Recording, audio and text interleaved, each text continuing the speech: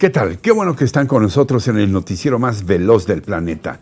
10 a las 2, información a ritmo digital. La 1, y todo por una cena. No pasó ni un mes de las fotografías del exdirector general de Pemex, Emilio Lozoya, el testigo consentido de la 4T cenando en el restaurante de lujo Hunan en Las Lomas, para que su caso diera un giro inesperado y lo tenga hoy en la cárcel. Ayer, luego de 16 meses de haber sido extraditado de España, cambió definitivamente la suerte de Lozoya al serle dictada prisión preventiva por el juez que lleva su caso.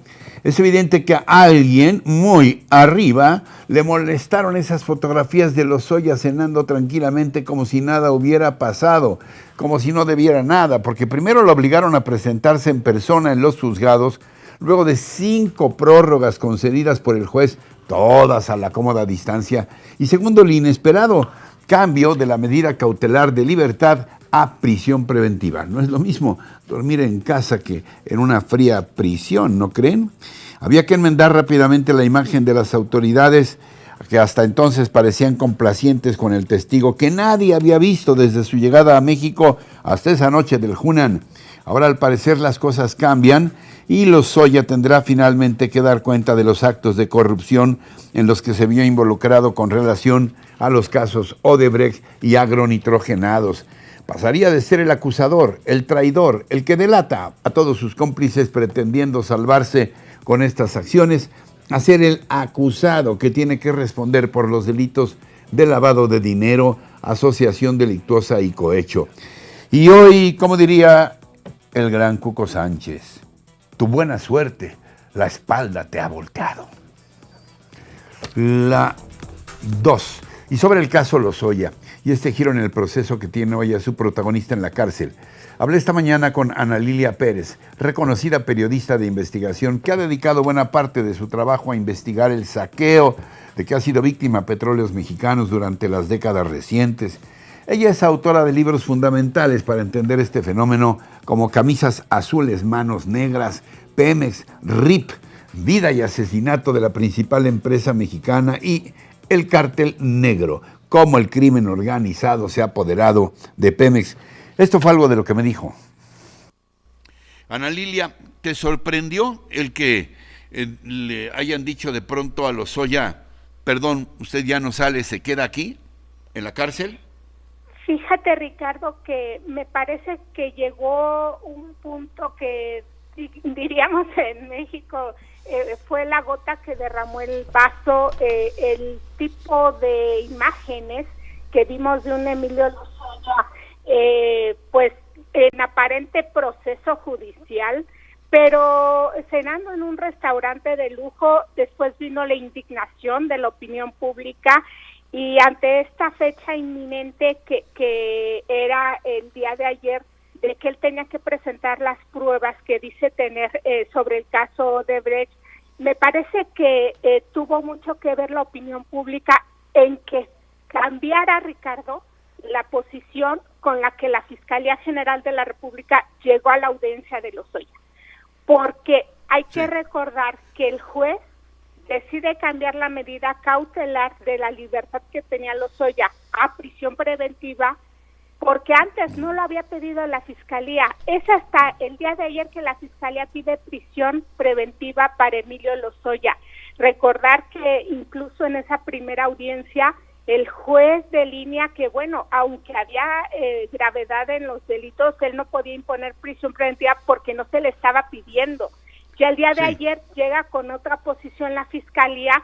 De hecho, insiste en el tema de la prisión preventiva. Está también el papel de la Unidad de Inteligencia Financiera, hablando de las investigaciones contra Lozoya.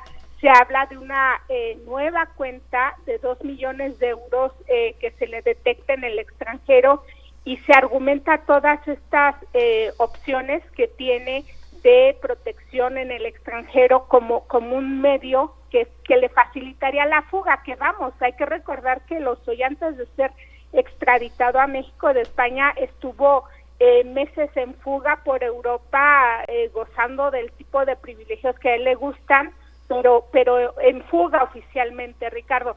Así que me parece que tiene mucho que ver lo que genera en la opinión pública y que ya era insostenible el tipo de privilegios con el que hasta ahora se había tenido a Emilio Lozoya, sin que él, Ricardo, todavía acreditara que merece ese criterio de oportunidad que ha buscado, porque hay un punto importantísimo en esta figura, el criterio de oportunidad, que ayer la Fiscalía confirma que, bueno, él hasta ahora no ha resarcido el daño generado a la nación, vamos, fueron delitos contra el patrimonio de la nación.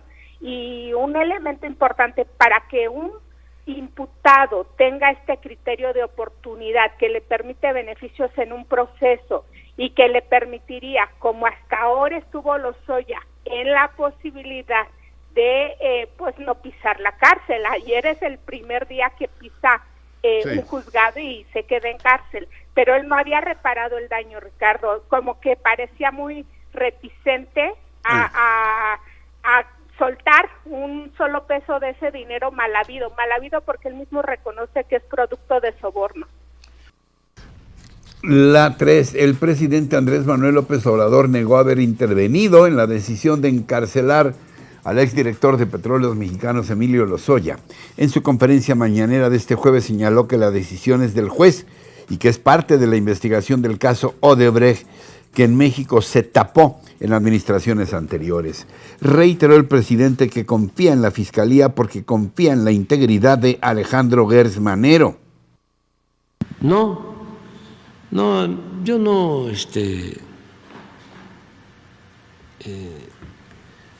doy instrucciones en ese sentido. Además, la Fiscalía es autónoma. Estoy hablando de la integridad del fiscal. Imagínense yo recomendándole algo al fiscal. Primero, nunca lo haría, nunca lo he hecho. En otros temas, López Obrador ratificó su intención de desaparecer organismos autónomos y anexar algunos de ellos a las dependencias federales, o sea, ser juez y parte. La 4, Estados Unidos le hace el feo a la reforma eléctrica del presidente López Obrador.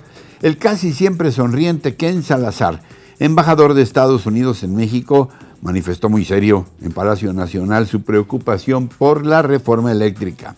Salazar informó a través de Twitter que visitó Palacio Nacional para hablar con algunos funcionarios del gobierno mexicano. Suponemos que también con el propio presidente. Aquí está bajándose con todo y su sombrero.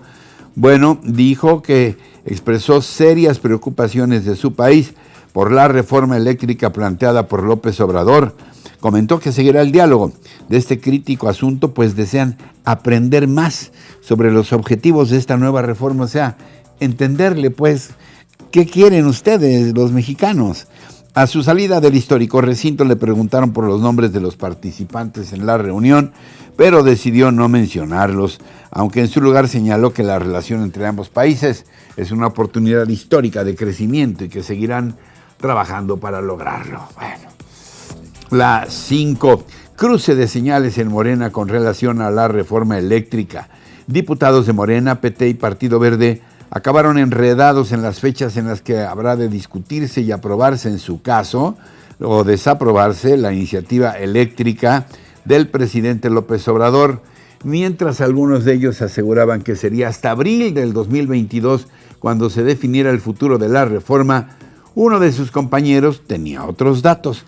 Se trata nada menos que del presidente de la Comisión de Energía en San Lázaro, el morenista Manuel Rodríguez, quien horas después del anuncio de sus correligionarios aclaró que no, que la reforma se discutirá en el actual periodo ordinario, el cual concluye el 15 de diciembre de 2021, o sea, fast track. Y mientras los morenos se ponen de acuerdo, Carlos Ursúa, quien fuera el primer secretario de Hacienda de López Obrador y que renunció por no estar de acuerdo con la política económica López Obradorista, advirtió que aprobar la reforma eléctrica sería el error más grande de todo el sexenio. El economista confía en que la propuesta no avance, pues ocasionará consecuencias catastróficas a corto, mediano y largo plazo para las inversiones en nuestro país. La 6. El subsecretario de Salud y vocero Hugo López-Gatell no descarta una cuarta ola de COVID-19 en México. Dice que de no continuar con las medidas preventivas, la temporada invernal puede provocar un nuevo brote de casos de coronavirus, ya que en esta temporada las enfermedades respiratorias se incrementan. En tanto, en el reporte diario, la Secretaría de Salud informó que en la más reciente jornada se registraron 154 muertes por el virus y 2.660 nuevos contagiados. En el conteo desde el inicio de la pandemia se contabilizan 3.814.000 infectados y 288.000 decesos. Aunque ya concluyó la campaña de vacunación para mayores de 18 años en todo el país, se siguen aplicando dosis a menores con comorbilidades y a mujeres embarazadas. Este miércoles los rezagados abarrotaron las sedes tanto en la capital del país como en el Estado de México para la aplicación de la vacuna. Y es que no tenemos de otra, debemos vacunarnos y seguir extremando las medidas con el uso del cubrebocas, la sana distancia y el constante lavado de manos para evitar contraer el COVID-19.